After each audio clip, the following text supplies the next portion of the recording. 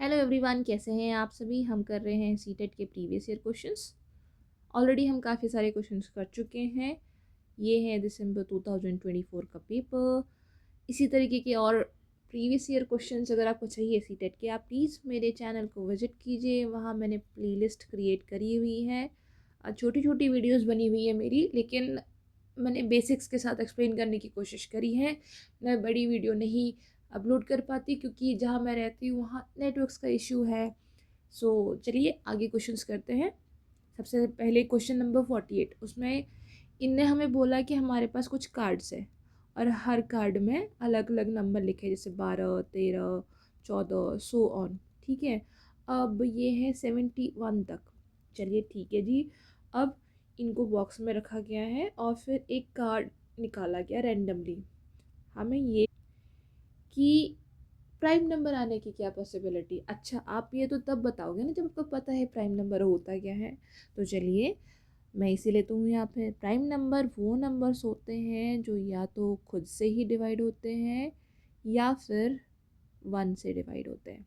अच्छा, अब ऐसे मतलब कैसे जी, जैसे 5 5 या तो 5/5 से ही डिवाइड होके 1 आएगा या फिर 5 1 से डिवाइड होके 5 आएगा। इसके अलावा आपको कोई तीसरा नंबर नहीं मिलेगा जिससे ये परफेक्टली डिवाइड होते हो, यानी डिवाइड होने के बाद एक होल नंबर आए। ठीक है, ऐसे नंबर्स को हम बोलते हैं प्राइम नंबर्स। और इन नंबर्स के अलावा जो नंबर्स होते हैं उनको हम बोलते हैं कॉम्पोजिट नंबर्स। ठीक है, बाकी सारे नंबर्स कॉम्पोजिट होते हैं, यानी जिसमें जिसके दो से ज़्यादा फैक्टर्स है उनको हम बोलते हैं कॉम्पोजिट। दो मतलब खुद और वन के अलावा भी अगर कोई और नंबर फैक्टर है या कोई और नंबर उनको डिवाइड करता है उनको हम बोलते हैं कॉम्पोजिट नंबर। तो ठीक है, अब देखिए ये प्राइम नंबर पता होने के लिए ना आपको डिविजिबिलिटी रूल्स बाय हार्ट याद होने चाहिए। बाय हार्ट याद होंगे तो आप धीरे धीरे उनको रिलेट कर पाओगे और फिर लिखते लिखते आपको पता चल जाएगा कि अच्छा ये डिवाइड हो रहा नहीं। एटलीस्ट 100 तक, उसके ऊपर मान लिया मुझे डिवाइड करना पड़ सकता है, लेकिन 100 तक आप आसानी से बता सकते हो। अब देखो, अगर मैं पहले तो मुझे टोटल नंबर प्रोबेबिलिटी क्या होती है। प्रोबेबिलिटी हम निकालते हैं कैसे, प्रोबेबिलिटी होती है और पॉसिबिलिटीज़ अपॉन में टोटल नंबर ऑफ आउटकम्स। अब पॉसिबिलिटीज़ के लिए तो मुझे टोटल पता होने चाहिए 12 से लेकर 71 के बीच में कितने प्राइम नंबर्स हैं, वो चीज़ मैं रखूँगी यहाँ पे, है ना। टोटल तो उतने ही हो सकते, उसमें से एक निकालना है। तो टोटल पता कैसे करें कि कितने टोटल नंबर्स हैं हमारे। तो जी इसको कैसे निकालते हैं, 12 स्टार्टिंग का नंबर प्लस, सॉरी गलत कर दिया, एंड का नंबर में से स्टार्टिंग का नंबर माइनस कर दो और इसमें +1 कर दो। ठीक है, ये करके आपको आ जाएगा कि 12 से लेकर 71 तक नंबर कितने हैं।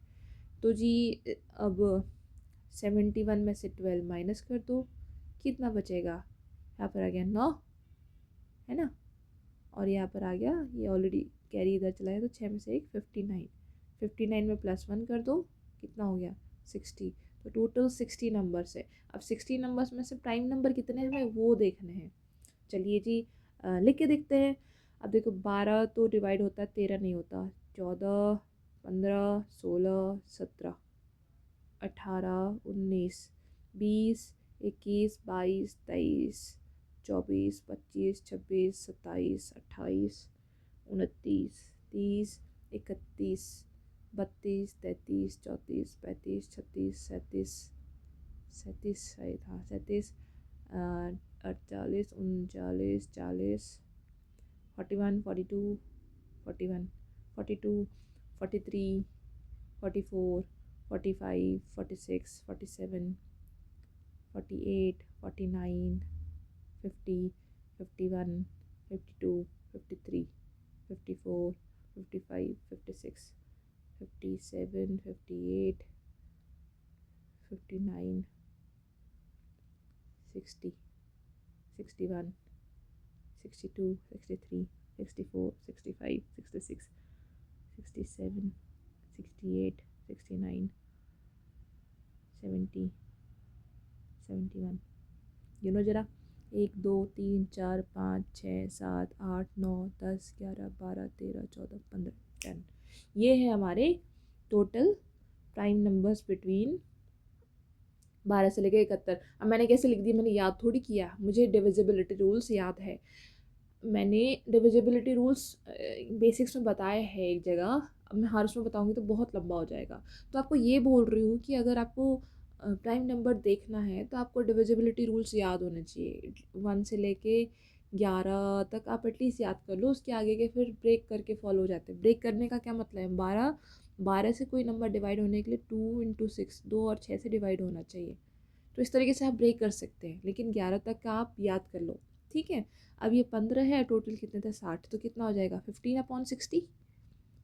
मतलब possible outcomes of prime number 15 है, टोटल नंबर 60 है। अब डिवाइड कर लो, कितना होगा 5 3 जा 15, 5 सॉरी 3 5 5 5 1 जा 5 2 जा 10, 3 1 जा 3 4 जा 1/4 है इसमें कहीं, ये रहा, ये हमारा आंसर। ठीक है, आई होप आपको समझ आया होगा कि कैसे करना है, इसमें कितनी इंपॉर्टेंस है डिविजिबिलिटी रूल्स की, कितनी इंपॉर्टेंस है प्रोबेबिलिटी की। और वो फॉर्मूला, एंड वाले नंबर से स्टार्टिंग वाले नंबर को माइनस कर दो और उसमें 1 ऐड कर दो। 1 क्यों ऐड कर रहे हो, क्योंकि हमने स्टार्टिंग वाले को भी माइनस कर दिया ना, बस। Next question theory based question है। इसमें बोल रहा है कि इन सारे मेथड्स में से टीचर सेंटर्ड मेथड कौन सा है। देखो, कुछ चीज़ों में लॉजिक आप आसानी से लगा सकते हैं। टीचर, क्लास में 2 ही तो लोग होते हैं ना मोस्टली, टीचर और स्टूडेंट। टीचर सेंटर्ड मेथड या फिर स्टूडेंट सेंटर्ड मेथड होगा। अब या एक तो आपने पढ़ा होना चाहिए, अगर नहीं पढ़ा है तब भी आप डरो मत, कुछ क्वेश्चंस आप अटेम्प्ट कर सकते हो। टीचर सेंटर मतलब टीचर अपने आराम से सोचेगा, और स्टूडेंट सेंटर मतलब हम स्टूडेंट का पर्सपेक्टिव लेके सोचेंगे, ठीक है। अब टीचर क्या करेगा, टीचर को ठीक है यार मैं यहाँ पर बैठ के खड़ा करके लेक्चर दे देता हूँ फटाफट, ऐसा है वैसा है वैसा, जैसे मैं आपको लेक्चर दे रही हूँ। मेरा टीचर सेंटर मेथड अभी मेरे पास ऑप्शन नहीं है, आप लोग सामने नहीं हो, वरना मैं आपको बताती रियलिटी में, प्रैक्टिकली बताती ना। तो वो होता है, तो यहाँ पर सिंपल है ये लेक्चर मेथड, हमें तो सीधा सीधा आंसर मिल गया।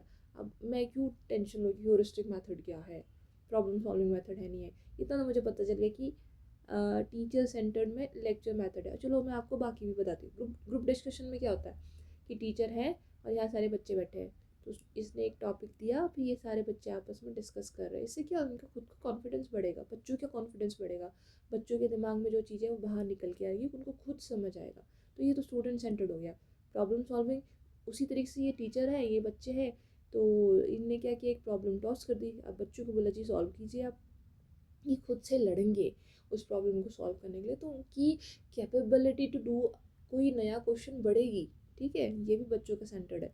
ह्यूरिस्टिक मेथड क्या होता है कि आप मतलब किसी चीज़ से रिलेट करके बताओ, या फिर उनको करा के बताओ। अच्छा जी, मैं बता रही हूँ कि चाय कैसे बनाते, मान लो चाय कैसे बनाते, तो मैं चाय उनको बना बोलूँगी, एक स्टूडेंट को जाके अपनी चाय बना दो और खुद उसमें बोलोगे अच्छा इनको अब इतना डालो इतना डालो इतना डालो, तो बच्चा चाय बनाना सीख जाएगा, घर जाके वो चाय बना सकता है।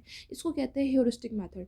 मुझे तो कष्ट हो रहा है ना, मैं उसको जाके एक एक चीज़ बतानी पड़ रही है, मुझे कष्ट नहीं हो रहा है, मैं वैसे बता रही हूँ आपको, ठीक है। तो ह्यूरिस्टिक मेथड भी स्टूडेंट सेंटर्ड है, तो कौन है हमारा आंसर, लेक्चर मेथड।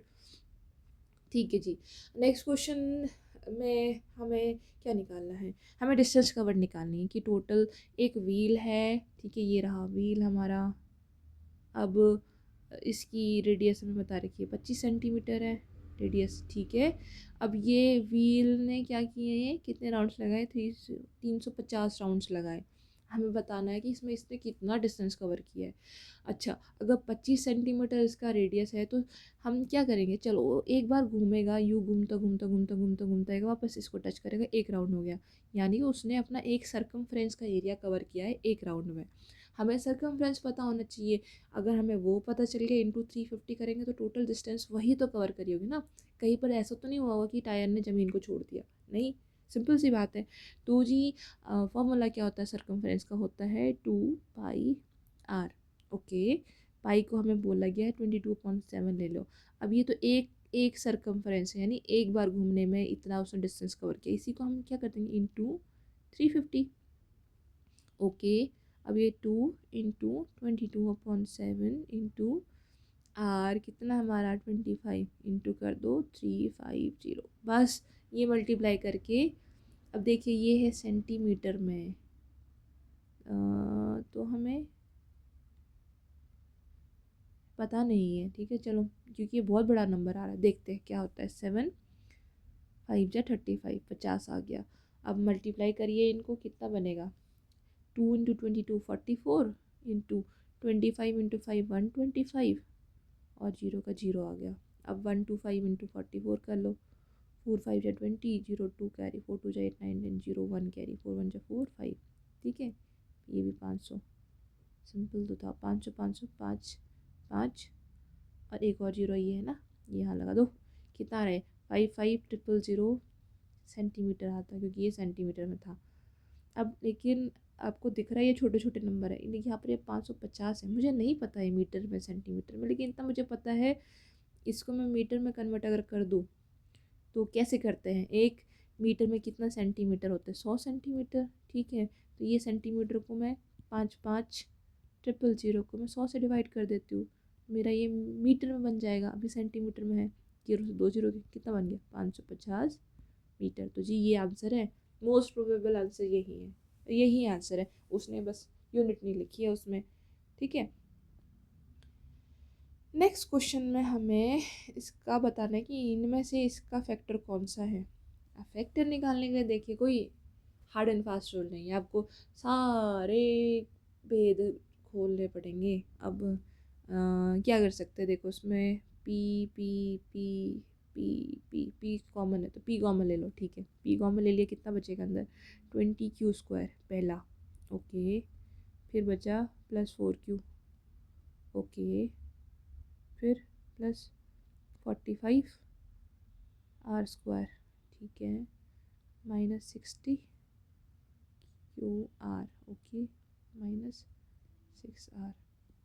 अब देखो, अब क्या कर सकते हैं हम, कोई फॉर्मूला बनाने की कोशिश करेंगे ना इसमें। तो ये स्क्वायर वाले एक साइड ले लो, इनको छोटे छोटे अलग से कर दो, ये बड़ा वाला रख लो एक साइड।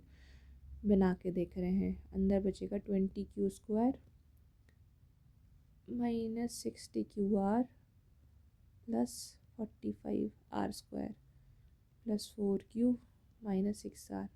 अब देखो हमारे फॉर्मूले कैसे होते हैं, a+b² a-b², ये याद होना चाहिए आपको। a+b² होता है a² +b² +2ab, ठीक है। a-b² होता है a² +b² -2ab। अब ये देख रहे हो, एक स्क्वायर है, एक स्क्वायर है और माइनस है, इसमें भी क्यू है, इसमें आर है, क्यू आर है, इस तरीके का नहीं बन रहा कुछ। तो चलो इसको टारगेट करते हैं, छोटा बना के, बहुत बड़ा है, इतने को सॉल्व कर लेते हैं अकेले से, ओके।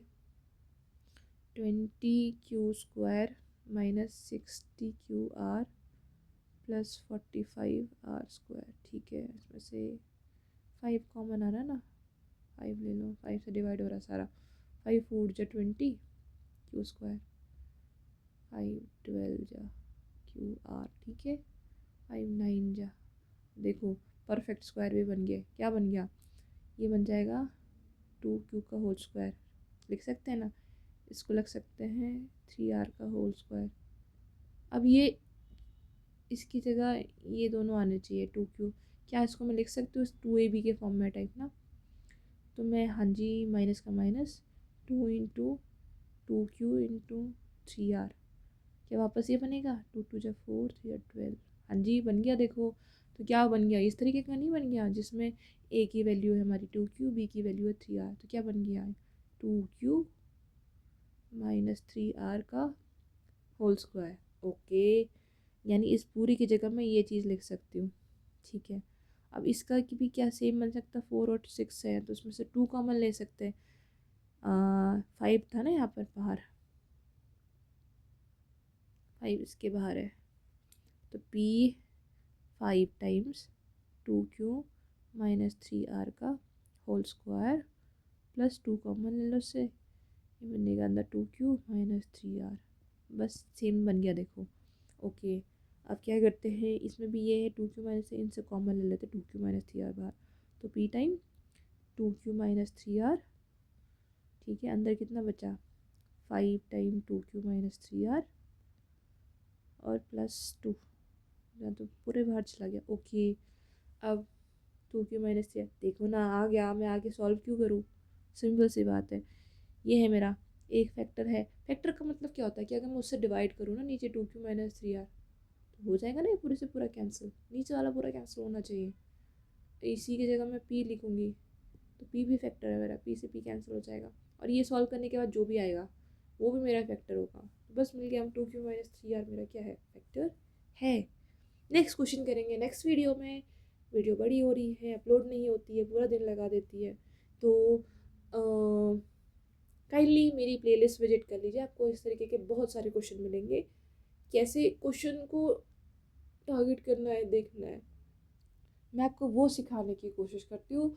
देखिए फॉर्मूला सब रट लेते हैं और कुछ क्वेश्चंस देख के भी जाते हैं, बट आपको एग्ज़ाम में किस तरीके का क्वेश्चन मिल जाएगा, न्यू न्यू है ना, एकदम न्यू न्यू लिखने को बोलो तो आप नहीं पता चलेगा मैं डील कैसे करूँ। जो फॉर्मूलाज आपको आते हैं आप उसको अप्लाई करिए, ठीक है, आपको कहीं ना कहीं से आंसर कुछ ना कुछ रिलेटेबल मिल जाएगा, तो डरने की बात नहीं है। अपने पे भरोसा रखिए, keep learning, keep growing and stay healthy. मिलते हैं फिर। Please subscribe my channel and like this video, please support us, thank you.